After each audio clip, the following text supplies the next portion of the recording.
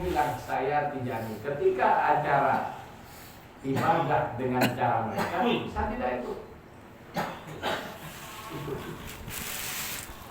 Dan saya jelaskan, saya tidak dibenarkan ikut ibadahnya tarekat lain karena saya Tijani.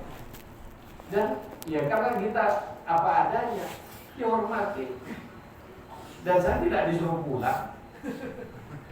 Tetap dikasih makan di hotel bintang 5, kendaraan tetap dikasih VW yang terbaru, foreidernya juga, sampai saya ingin melepaskan diri sampai kesulitan.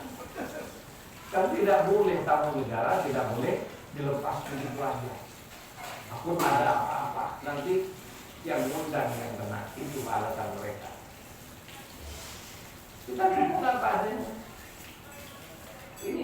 Ini baru kelas di kampung sudah saya tidak enak, repot sudah tidak enak. Jadi kalau kita benar-benar apa adanya, alhamdulillah Allah yang menolongnya. Kayak saya, mertua Mursyid Qadri Naqsyabandi, kemudian termasuk yang paling disepuhkan di Mojokerto. Kemudian ketika dibentuk kepengurusan Jatman terbaru pada tahun 2000, dulu sebelum saya ke Jakarta, saya masuk pengurus. Ketika memperkenalkan nama-nama pengurus yang baru, ajudannya Habib Lutfi namanya Kiai Haji Ali Mas Hadi, itu mantu ponakan, dan dia yang menjadi ya termasuk komandannya lah di Mojokerto. Ketika mengumumkan satu persatu, dia sebut kalau paman, ya saya maksudnya, kalau paman Yunus torekohnya Tijani, kaget semua. Cuma karena yang mengumumkan ini orang yang disegani, ada yang mau berani tanya. Termasuk ya mereka segan juga sama Abah karena paling disepuhkan, dan ada yang bertanya di forum. Tapi ketika saya datang anjang sana ke pesantren-pesantren yang mana kiainya pengurus toriko, ada kiai yang tanya, ngapunten Gus, nggih nopo yai?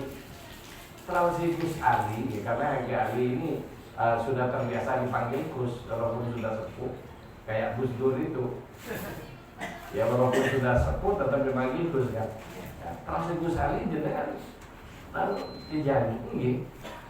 Ya nopo terus yai? Bagaimana kata Kiai? Kata mertua saya. Boten nopo, ndak apa-apa saya bilang. Apa mau tambah? Nah ini. Kemudian saya tanya, ngapunten Nyai, jenengan ngertos, sampai apakah sampean tahu, ngerti apa torekoh mutabar? Nopo Gus? Balik tanya, apa torekoh mutabar? Ternyata enggak tahu. Terus setelah itu, jenengan ngamalkan torekoh nopo? Sampean ngamalkan tarekat apa? Boten. Ini pengurus toreko tidak ngamalkan toreko dan tidak tahu toreko. Ini kenyataan yang memprihatinkan ini di tubuh Jatman. Makanya ketika saya jadi pengurus di Jakarta dengan Kiai Nafis, setelah terjadi perubahan terbaru, ya saya bilang, Gus, saya bilang ke Kiai Nafis, ya jadi apa pengasuhnya Zawiyah Ar-Raudhah tempat Gus, monggo dirompak. Ya, karena Kiai Nafis ini orang Malang, ya, biasa jemplang-jemplang kalau ngomong langsung dirompak total. Yang tidak bertoreko tidak bisa menjadi pengurus toreko. Geger. Kenapa? Ternyata banyak pengurus di DKI, pengurus Jatman tapi tidak bertoreko. Ini kenyataan dan tidak tahu toreko. Makanya saya membuat program di Jakarta pengenalan tasawuf dan toreko. Setelah kita kenalkan bahwa toreko yang diakui oleh Nahdlatul Ulama masuk ke Indonesia, ada 44 toreko Dan itu ada di buku Ahkamul Fuqaha. Di kitab Ahkamul Fuqaha ini kitab kumpulan hasil Bahsul Masail. Bahsul Masailnya NU. Sejak NU baru didirikan. Jadi ada masalah-masalah di masyarakat ditampung, dibahas. Kumpulan keputusan itu dikasih judul namanya kitab Ahkamul Fuqaha. Begitu saya beritahu berdasarkan kitab Ahkamul Fuqaha, hasil Bahsul Masail, Muktamar Nahdlatul Ulama, bla bla bla bla bla, pada kaget semua.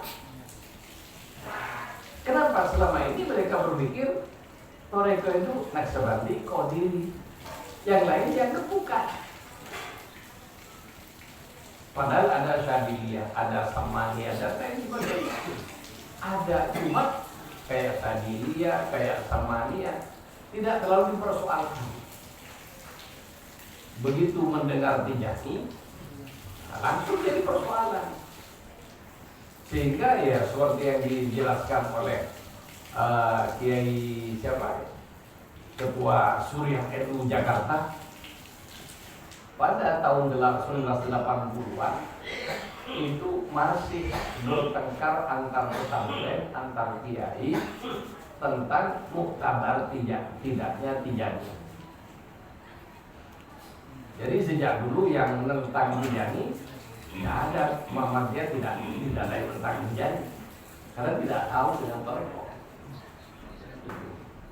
Tapi dari kalangan NU banyak dulu. Ya seperti itulah. Karena tidak tahu. Dan kita harus menyadari salah satu ciri khasnya Toreko Tijani mubtalan bil inkar. Jadi salah satu ciri khasnya Toreko Tijani adalah diuji dengan diingkari orang. Dan yang ingkar dengan Tijani bukan ulama tanggung-tanggung. Itu. Bahkan tiap 5 tahunan Muktamar NU itu yang usul agar Tijani dihapus itu selalu ada.